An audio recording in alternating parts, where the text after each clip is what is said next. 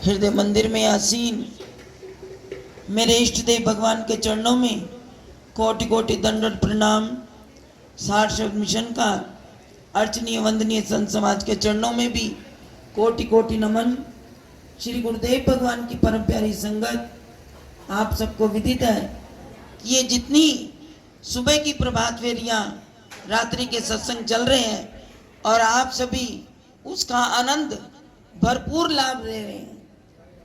दादा गुरुदेव श्री परमहंस दयाल जी के अवतरण दिवस के उपलक्ष्य में ये सब कुछ, ये आयोजन प्रेमियों के घरों में सुबह की प्रभात की अमृत वेला में गुरु गुण गायन करते हुए सभी निश्चित स्थान पर पहुंचते हैं और वहां भी मालिक की महिमा का गुणानुवाद करके अपनी जीवा को पवित्र कर रहे हैं। और इसी के साथ हमारे गुरुदेव भगवान सार प्रभु क्या फरमाया करते थे, जिद्दी शादी और यही कोड़ियां। जब तक हम दादा गुरुदेव भगवान जी के उपदेशों का, उनकी जीवन लीलाओं का श्रवण नहीं करेंगे तो हमें समझो काम अधूरा रह जाएगा। तो क्योंकि समय बहुत हो जाता है, अब क्या करें, कृपा बरस रही है कि इतने संत जन आए, अभी तो भक्तों को समय नहीं मिल रहा। ये संत ही आपको समय मिल रहा है कि उनकी वाणी, उनके द्वारा बोले गए भजन आपके हृदय को आनंदित कर रहे हैं और सदगुरु के प्रेम को दुगना कर रहे हैं।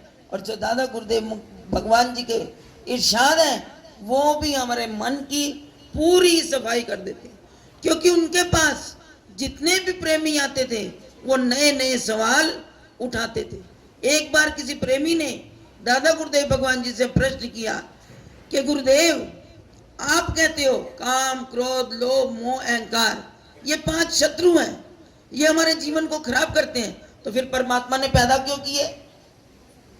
भक्त भी बड़े धुरंधर होते हैं, लेकिन वो सवाल ऐसे पैदा करते हैं कि भगवान ने वो बनाया है क्यों, जो चीज खराब है क्यों पैदा की?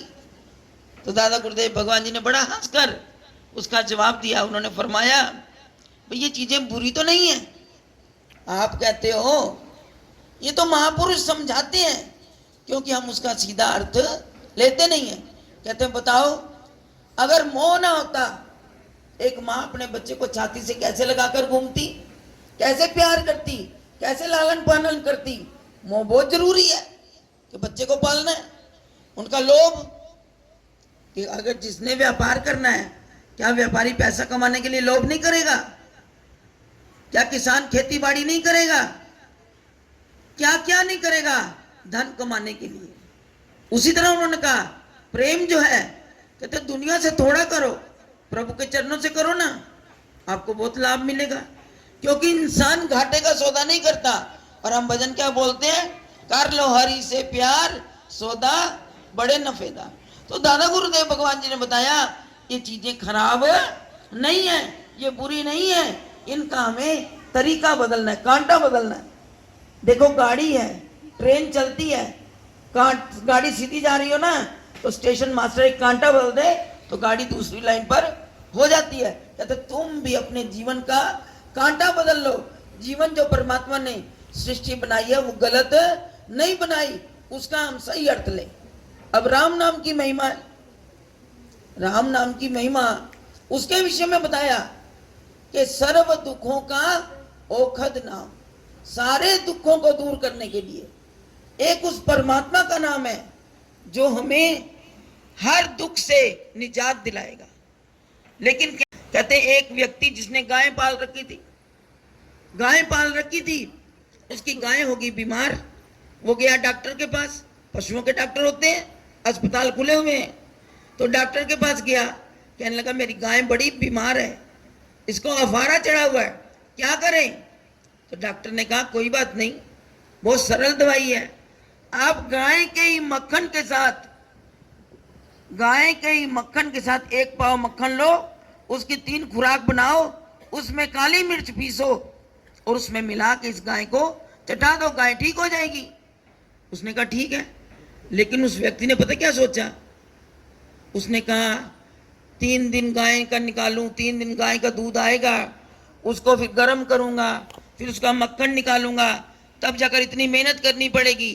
तो उसने पता क्या किया, कहते 3 दिन गाय का दूध ही नहीं दोता, उसके अंदर ही रहेगा दूध, दूध में ही मक्खन अंदर ही रहेगा, बस काली मिर्च पीसता हूं और इसको खिला देता हूं। तो उसने वैसा ही किया, गाय को दूसरे दिन काली मिर्च पीसी कि मक्खन तो इसके अंदर है ही, दूध इसके बाद से मैंने निकाला ही नहीं, उसको काली मिर्च पिला दी, दूसरे दिन पिला दी, अब 2 दिन काली मिर्च दी, आप बताओ गाय की हालत क्या होगी। और तीसरे दिन जब पिलाई तो गाय अगले घर गई, रोता रोता चला गया डॉक्टर के पास, डॉक्टर तूने कैसी दवाई बताई, मेरी गाय तो गई, कहते कैसे दी थी दवाई, कहते मैंने कहा चल दूध क्या गर्म करना है, मक्खन क्या निकालना है, दूध ही नहीं निकाला, उसके अंदर था सब कुछ, मैं तो काली मिर्च पिलाता गया। वही हालत हमारी है कि परमात्मा ने कहा, गुरु महाराज जी कहते हैं नाम जपो, और हम नाम जपते कैसे हैं, कर में तो माला फिरे, जीभ भीले मुख माई, अरे मनवा तो 10-10 फिरे, ये तो सिमरन नहीं। तो गुरु महाराज जी तो बड़े आसान रास्ते बताते हैं कि नाम कैसे जपना है, सेवा कैसे करनी है, ये सेवा के दिन चल रहे हैं ना, सेवा कैसे करनी है, लेकिन हम अर्थ का अनर्थ कर देते हैं, तो हमारा कोई भी काम बनता नहीं है। सदगुरु तो हमारे बिगड़े काम बनाने के लिए जगत में आए हैं, वो तो पल पल कदम कदम पर हमें समझाते हैं कि तुम इस तरह नाम जपो, इस तरह सेवा करो, सुबह प्रभात की अमृत वेला में उठो, प्रभु के नाम का चेतन होकर।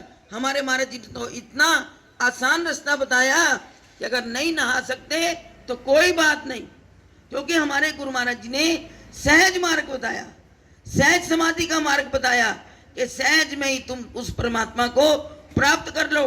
कठिन साधना हमें नहीं बताई कि ऐसा हठ योग करो, ये गुरु महाराज जी ने सहज मार्ग निकाला। क्योंकि स्वामी जी भी कई बार अपने सत्संग में फरमाया करते थे कि अपनी जीवन वीणा की तार को इतना ढीला भी मत छोड़ दो कि उसमें साज बजे ना, और इतना कस भी मत रख दो कि वो टूट जाए।